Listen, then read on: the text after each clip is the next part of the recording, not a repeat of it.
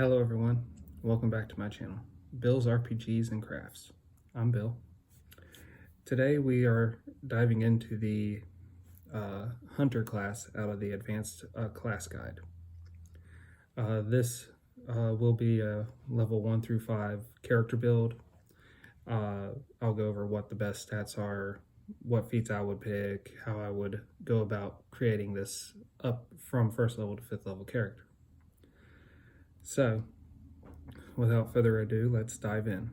The Hunter class is a hybrid class of the Druid and the Ranger class. As it is a hybrid class, you need to be neutral in alignment. Whether that's neutral good, any form of regular neutral, or neutral evil, you have to be neutral. The hit dice of the class is a D8. Its base attack bonus is like a cleric. You need a high wisdom for the spells.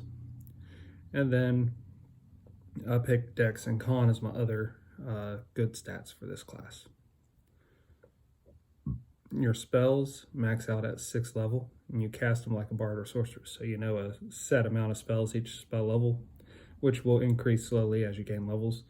And then you can cast them as long as you have available spell slots. The best save is the fort and reflex saves.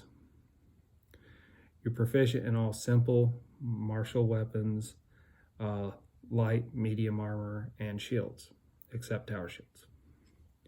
So with that said, I'm going to build this character more like an archer with decent armor as far as hand-to-hand combat goes, but his main focus is to not be in hand-to-hand combat. So we'll start with a short bow, as long as we have the funds, and we'll upgrade it to the longbow, say by 2nd level or after the first adventure or 2.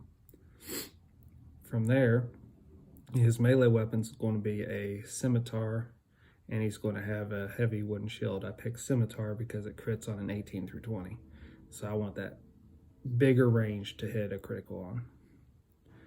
I'd also equipped him with a Morning Star so he can handle the other things that a slashing weapon will not be able to deal with. His armor that I picked is studded leather. I'm going to upgrade that as quick as I can to breastplate. And if my dex is too high, mithril breastplate for the lightness of the armor. Okay, with that part of the build out of the way, I'm going to dive into the feats that I would pick for this class. I'm going to pick point blank shot, far shot, rapid shot, and mounted combat or dodge. The purpose of the mounted combat or the dodge is to get access to the archery feats under that area. So I want mounted archery. I want shot on the run from the dodge area. So once I get one, I could switch over to the other. Now, in this class, you get about 3 different bonus feats, 2 of which I'm going to name here, one of which is self-explanatory in the class. So one of the bonus feats you get is precise shot. So that's why I did not pick it as a regular feat. And you get that at 2nd level. And then I picked outflank, which is a teamwork feat. Gives you an extra flanking bonus when you're flanking with anyone else with outflank. So without any more further ado, let's dive into the level breakdown of the class. Level 1, you gain spells, and you gain the ability to cast Summon Nature's Ally as a spell for every spell level as a free spell. So even though you're limited to, say, I think 4 1st level spells at 1st level, or 3, Summon Nature's Ally does not occupy that limit. You get an animal companion at this level, and it functions like a druid's animal companion. You get animal focus, 1 minute per level per day, and it gives you a list of animals, and essentially it gives you a bonus. Either it's a bonus to your stat or a bonus to a skill, and you can pick a different animal every time you use this ability. From here you get nature training.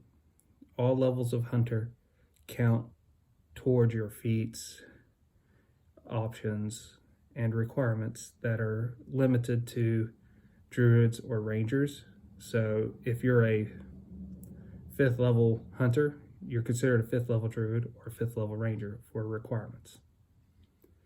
From that, you also get wild empathy, which is essentially like diplomacy on animals. You make a level check plus your charisma modifier to affect the mood of an animal.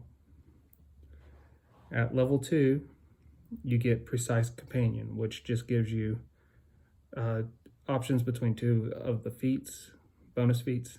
You get either precise shot or outflank. If you get outflank, your animal companion can use outflank. At level 2, you also get track, and adding half of your level to your survival checks. At level 3, you get hunter tactics.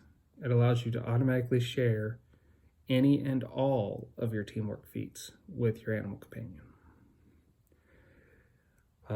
You get a teamwork feat at this level, and it's just a bonus teamwork feat. I picked the outflank from earlier at this level. And then at level 4, you get improved empathic link. I didn't go into writing down the details of how long this lasts because I never foresee this as being really used in combat. This is more of something you'd want to use to scout with because it allows you to see through your companion's eyes. But while you're seeing through their eyes, you yourself is blind to what's going on around you. And then at level 5, you get Woodland Stride, the ability to pass through briars and brambles without any impediments, like a druid. I didn't pick any 0-level spells for this class because once you play a bunch of spellcasters, you pick pretty much the same 0-level spells over and over again. They're the flavor that you enjoy.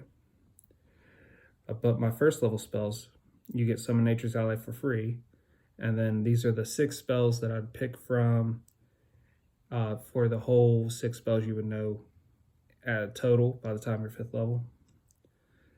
So I'd start with Entangle.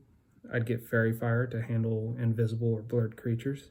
I'd take Cure Light Wounds because healing yourself, healing your animal companion, healing your allies is always useful.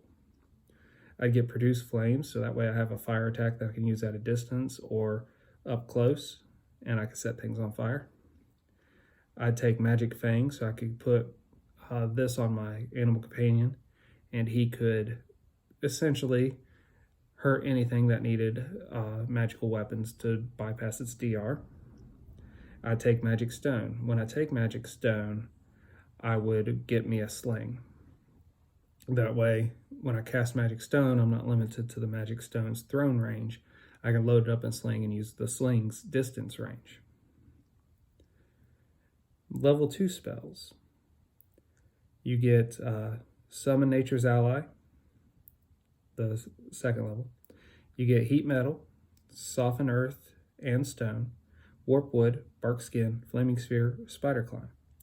With Heat Metal, I would take that so that I could, if you cast it on an enemy's item, weapon, whatever they're carrying or holding, it gets a save. But if you cast it on a bunch of arrowheads, you could shoot the arrows into the enemy, and they get no save. You still have to hit them, but they don't get a save.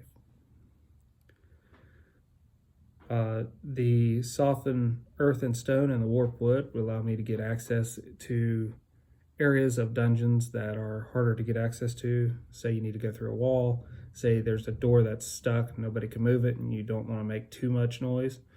You can warp the wood and it'll just bend out of your way. You can also use that on an enemy's weapon, and then they now have penalties or can't use it at all when you cast it on the haft of a weapon. You can use it on their shield too, and pretty much negate the bonus the shield would have been given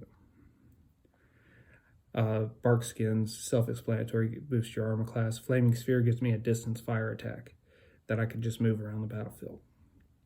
And then Spider Climb allows me access to other areas and to make it easier to climb things. I'd only get half of the 2nd level spells that I've listed by the time I was 5th level. So I'd pick and choose based on what I think would be most advantageous to where we've been exploring, what we've been encountering, and so on. But that's the reason why I picked those. If anyone's played a hunter class, seen a hunter class played, has built a hunter class, If you've done anything different, put it in the comments below. If they've done anything entertaining, put it in the comments below. This is my build on the Hunters class. So, till we meet again.